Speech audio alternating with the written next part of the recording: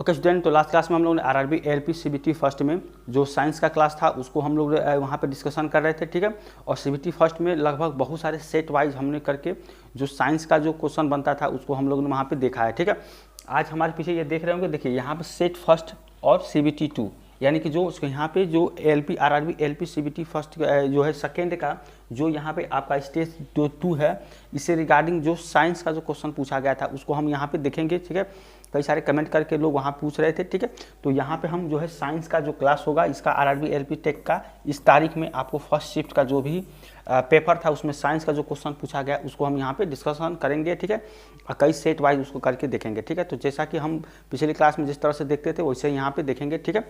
और क्वेश्चन हमारा जो होगा ये सीबीटी 2 बेस्ड पर होगा, ठीक है। तो क्वेश्चन को देख लेते हैं। यहाँ पे देखिए ये आपका क्वेश्चन है, ये आपका विद्युत धारा को इनमें का प्रवाह माना जाता है, ठीक है। देखिए विद्युत धारा को इसमें से किसका प्रवाह माना जाता है?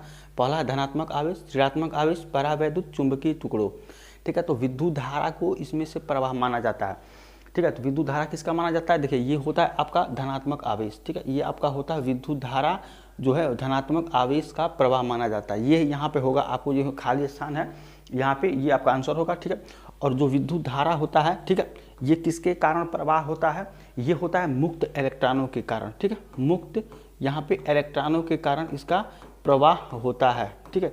ये मुक्त इलेक्ट्रॉन के कारण, ठीक। और देखिए एक चीज़ और है, यहाँ विद्युत धारा जो होगा ये आपका क्या हो जाएगा? यहाँ पे जो विद्युत धारा का जो वेग होता है वो प्रकाश के वेग के बराबर होता है, ठीक है।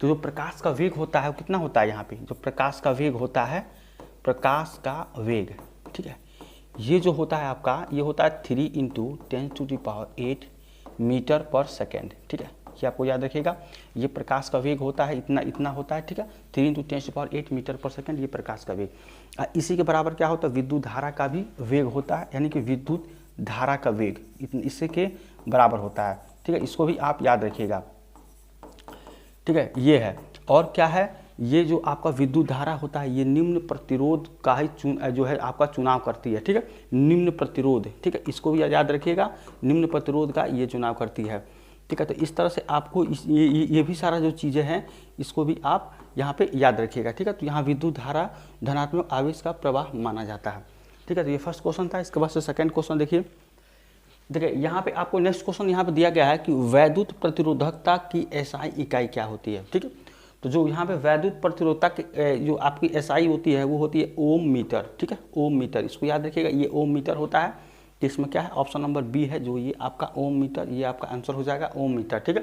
ये विद्युत और यहाँ पे क्या आता है? जो फार्मूला होता है R=ρL/A, ये होता है। यहाँ से आप यहाँ पे रो निकालेंगे तो क्या हो जाएगा? यहाँ पे रो कितना हो जाएगा? RA/ यहाँ पे L आ जाएगा, ठीक है। तो यहाँ से इस तरह से आपका निकलता है, ठीक है। तो ये आपका क्या हो जाएगा? तो यहाँ पे ओम मीटर इसका आंसर हो जाएगा ऑप्शन नंबर बी।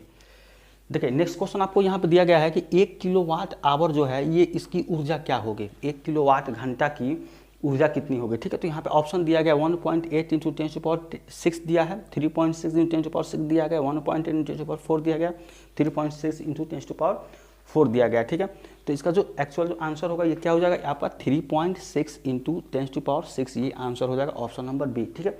ये कैसे आता है? देखिए आप देखिए जब इसको जो आप इसको निकालेंगे तो ये आपका आता है कि यहाँ पे 1 किलोवाट आवर जो होता है ये 1 यूनिट के बराबर होता है, ठीक है। 1 यूनिट के बराबर होता है। फिर यहाँ पे आप जब इसको आगे करेंगे तो 1 किलोवाट बराबर किसके हो जाएगा?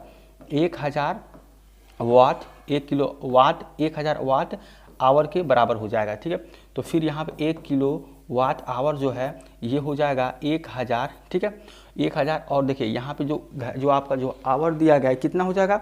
1 सेकेंड में 60 सेकेंड, 1 मिनट में 60 सेकेंड होता है, तो 1 घंटे में कितना हो जाएगा? 3600, ठीक है। यहाँ पे 3600 आपका यहाँ पे निकल के आ जाएगा, ठीक है। देखिए 3 जीरो यहाँ पे, 2 जीरो यहाँ पे, तो ये हो जाएगा 1 किलोवाट आवर जो होगा ये आपका कितना हो जाएगा? 36 और गुणे 10⁵, ठीक है, ये आ जाएगा। फिर से क्या करेंगे? यहाँ पे 1 किलोवाट आवर जो होगा ये कितना हो जाएगा? यहाँ पे देखिए 36 है तो इसको 1 दशमलव इधर करेंगे तो कितना हो जाएगा? ये 3.6 × 10⁵ यहाँ पे आपका कितना हो जाएगा? 6 हो जाता है, ठीक है। यहाँ पे आ जाएगा 6 हो जाएगा, ठीक है।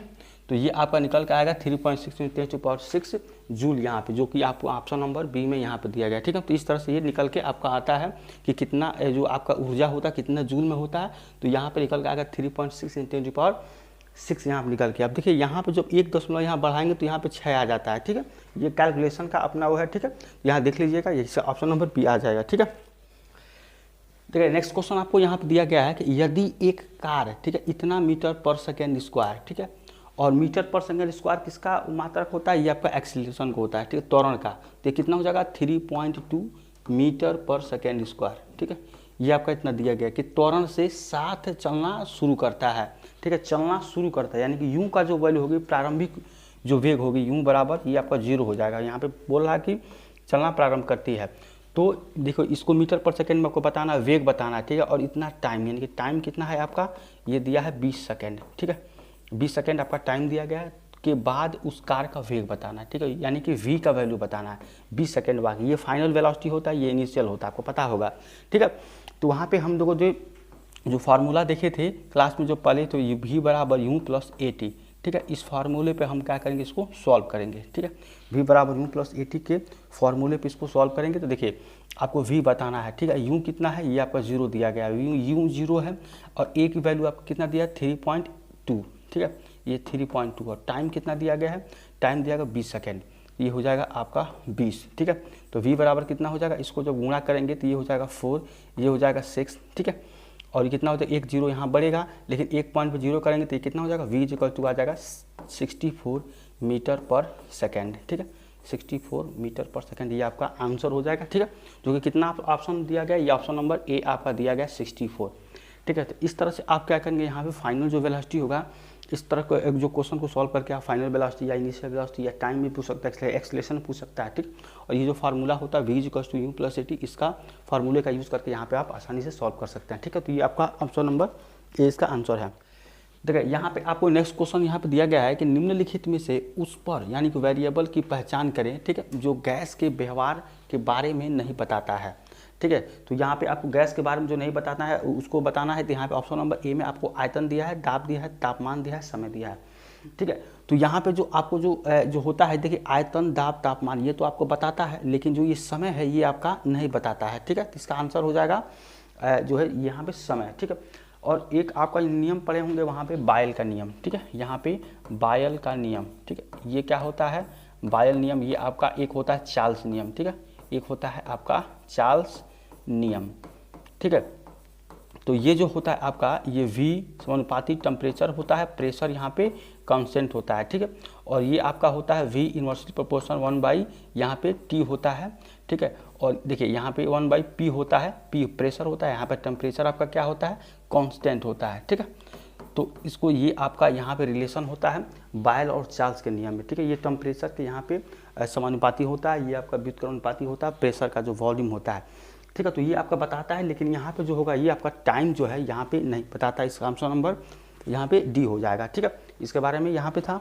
इसके बाद देखिए नेक्स्ट क्वेश्चन आपको यहाँ पे दिया गया है कि देखिए 77 डिग्री फ़ारेनहाइट निम्नलिखित में से किसके बराबर होगा। ठीक है, तो ये आपको फ़ारेनहाइट में दिया गया है और यहाँ पे डिग्री सेंटीग्रेड में आपको बताना है। ठीक है, तो एक फार्मूला यहाँ पे होता है, ये आप देखेंगे, देखिए ये होता है C-0, ये सेंटीग्रेड में होता है। उसके बाद से होता है 100 - 0। ठीक है, और ये किसके बराबर होता है, F-32 बाई 212 माइनस ये होता है 32। ठीक है, तो इस फार्मूले पर हम क्या करेंगे, देखिए ये फ़ारेनहाइट में होता है, ये आपका डिग्री सेंटीग्रेड में। फ़ारेनहाइट में दिया गया 77। ठीक है, अब इसको यहाँ पे F की वैल्यू रख के यहाँ पे सेंटीग्रेड को निकाल सकते हैं। ठीक है, इसको कैसे निकालेंगे, देखिए यहाँ पे क्या है आपका सेंटीग्रेड ये है, तो C-0 है, तो C बाई कितना हो जाएगा, देखिए यहाँ पे कितना हो जाएगा, C बाई ये हो जाएगा 100। ठीक है, यहाँ पे 0 है। अब देखिए यहाँ पे है 77 और माइनस ये है 32, और ये कितना हो जाएगा 212 माइनस 32। ठीक है, तो इसको जो आप जो इसको सब्ट्रैक्ट करेंगे तो कितना हो जाएगा, ये हो जाएगा 32, ये हो जाएगा 0, यहाँ पे 11 3 ये 8, ये 180। तो यहाँ पे क्या हो जाएगा 180।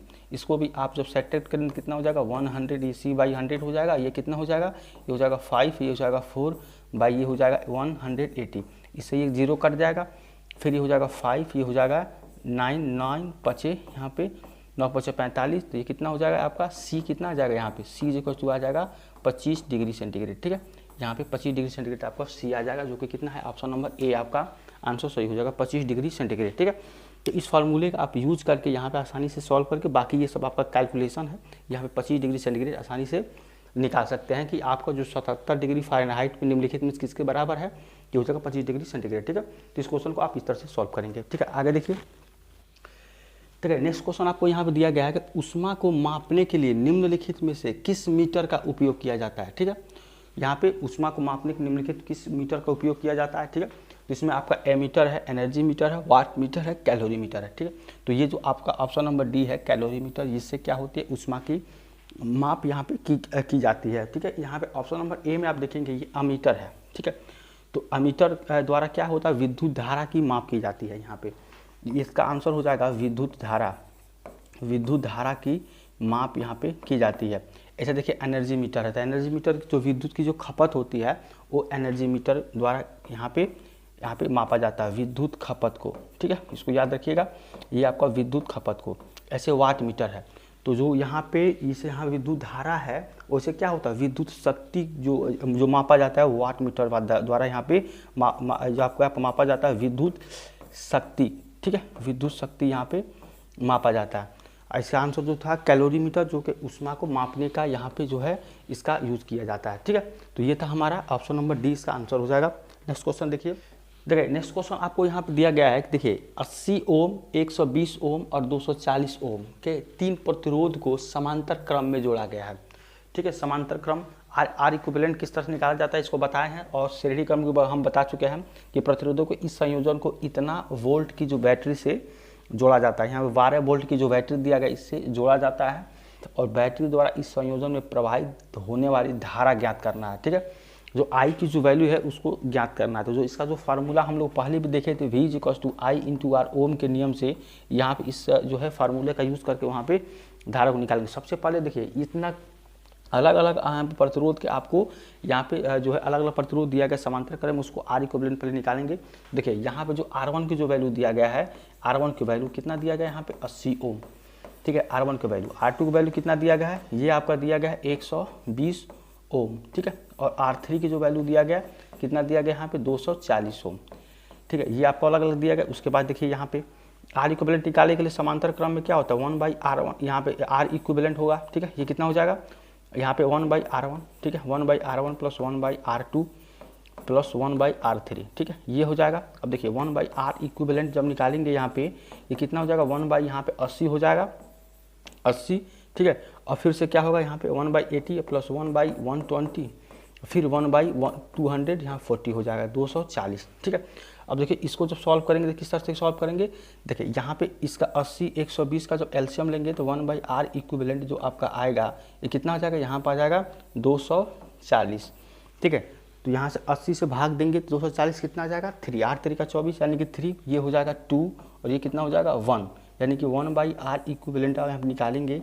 देखिए यहाँ पे ये कैलकुलेशन ये है, आप आसानी से सॉल्व करिए। और आर इक्विवेलेंट निकालेंगे तो कितना हो जाएगा 5 और 6, 6/240, ये आपका आ जाएगा 1/R इक्विवेलेंट। यानी कि यहाँ पे आर इक्विवेलेंट अगर आप निकालेंगे तो कितना हो जाएगा 240/6, यानी कि 6 चौको 40, 40 आ जाएगा। आर इक्विवेलेंट कितना आ जाएगा, ये हो जाएगा 40 ओम। ठीक है, यहाँ पे आर की जो वैल्यू आपका आ जाएगा ये आ जाएगा 40 ओम यहाँ पे निकल के आ जाएगा। ठीक है, और आपको कितना दिया गया यहाँ पे देखिए विभवांतर यहाँ पे V का वैल्यू 12 दिया गया है, आपको I बताना है।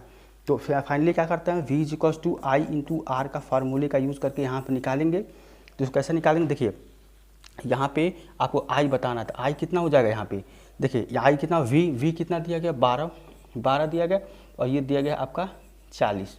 ठीक है, तो जब इसको आप करेंगे तो ये हो जाएगा 2 × 12, ये हो जाएगा 20, फिर 2 से 3 और ये हो जाएगा आपका 10, यानी कितना आ जाएगा 0.3 एम्पियर। आपका आंसर निकल के आ जाएगा 0.3 एम्पियर। ठीक है, तो यहाँ पे जो आपका आई जो पूछ रहा था धारा ज्ञात करिए तो कितना आ जाएगा 0.3, जो कि देखिए यहाँ पे ऑप्शन नंबर डी में आपको दिया गया 0.3 एम्पियर। ठीक है, तो इस तरह से आपको इस क्वेश्चन को सॉल्व करना। देखिए क्वेश्चन देखने में बहुत लंबा है लेकिन आप इसमें कुछ नहीं है, ठीक है। पहले आप आर इक्विवेलेंट निकालेंगे श्रेणी के लिए, समांतर के लिए हम लोगों ने ऑलरेडी देख चुके हैं हम लोग, ठीक है। तो वहाँ पर अगर आप नहीं देखें क्लास तो जाके हमारा साइंस क्लास में देख सकते हैं कि श्रेणी और समांतर को किस तरह से ऐड करते हैं और किस तरह से क्वेश्चन को सॉल्व करते हैं। क्वेश्चन भी हम वहाँ पे CBT 1 में जो पूछा गया था और भी सारे एग्जाम में, तो वहाँ भी हम उसको करके एग्जाम्पल करके देखे थे, ठीक है। तो यहाँ पे इस तरह से आप करके देखिएगा, यहाँ पे आंसर आपका निकल के आ जाएगा। पहले आप आर इक्विवेलेंट निकालेंगे, ठीक है, इसका एलसीएम लेके। अब यहाँ पे ये सब कैलकुलेशन है, उसके बाद से यहाँ आर इक्वल फिर V = I × R, जैसा कि ओम के नियम में बताए थे। वहाँ से करंट बताएंगे तो V/R हो जाएगा और यहाँ पे V का वैल्यू आपका 12 वोल्ट दिया गया और R यहाँ पे निकल के 40, 12/40 करेंगे तो 0.3 एम्पियर यहाँ पे निकल के आपका आ जाएगा, ठीक है। तो आज के लिए बस इतना ही। अगर आपको आज का क्लास अच्छा लगे चैनल सब्सक्राइब, लाइक, शेयर करिए, ठीक है। और देखिए वीडियो को ज़्यादा वीडियो लंबा ना, इसलिए हमने यहाँ इस तारीख में जितना भी ये साइंस का क्वेश्चन था ये यहाँ पे हम इतना ही देखेंगे और नेक्स्ट क्लास में हम क्या करेंगे और भी सारा इस डेट में जो क्वेश्चन रह गया है उसको हम देखेंगे, ठीक है। नेक्स्ट क्लास में कोशिश करेंगे कि जो आपका सेकेंड शिफ्ट का जो यहाँ पे क्वेश्चन बनेगा, ठीक है, ये फर्स्ट शिफ्ट का था, तो सेकेंड शिफ्ट का हम एक पूरा लंबा जो पूरा जितना भी साइंस का है उसको हम लेने की कोशिश करेंगे, ठीक है। तो मिलते हैं नेक्स्ट क्लास में, तब तक थैंक यू सो मच।